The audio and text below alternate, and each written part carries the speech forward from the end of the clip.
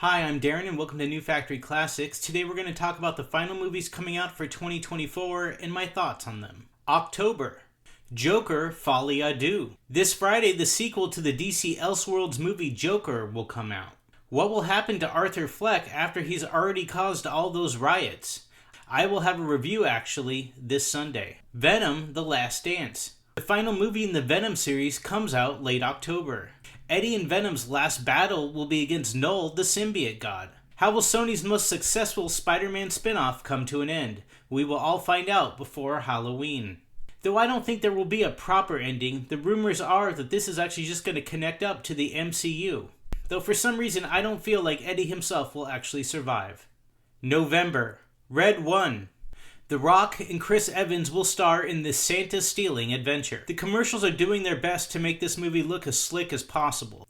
Personally, I have little desire to actually see this movie before streaming, but I do feel like it'll make a buttload of money. Gladiator 2. The sequel to the original Gladiator is coming out almost 20 years after the original film. The sets and scale look absolutely amazing. Now let's just hope the plot is unique enough to not be a carbon copy of the original film. I am absolutely looking forward to Gladiator 2. Wicked. I actually saw Wicked on Broadway in 2009, and I think that'll be enough for me. I'm not much of an Ariana Grande fan, and I really don't like watching too many musicals. This movie gives off the vibe that they spent an absolute truckload of cash to film it. Though for some reason, I don't think it's going to make all that money back. Moana 2. The original movie was enjoyable, I guess. Frankly, it's only the second best Hawaiian Disney movie because Lilo and Stitch was better. This movie will make a ton of money over the Thanksgiving break, though I don't believe it'll actually outpace Inside Out 2. December. Kraven the Hunter.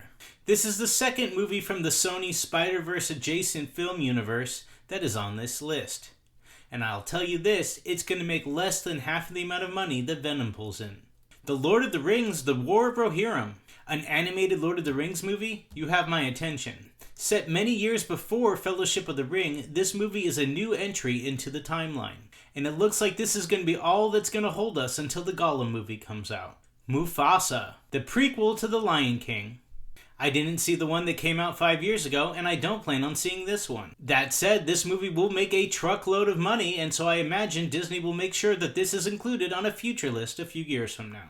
Sonic the Hedgehog 3. Sonic, Tails, and Knuckles will have to take on Shadow the Hedgehog, voiced by the one himself, Keanu Reeves. I guess it's going to be entertaining, about as much as the first two, I imagine. But what do I know? Apparently the plotline is so good that Jim Carrey came out of retirement to film as Dr. Robotnik. So there's the list. Some winners, some losers, all remaining for the rest of the year. So what do you think? Did I miss anything big? Are there any movies I was too overly harsh about? Let me know in the comments. Hey, thanks for watching my video. Please like, subscribe, and share. And while you're at it, leave a comment on my channel. I so desperately crave the acceptance of strangers online.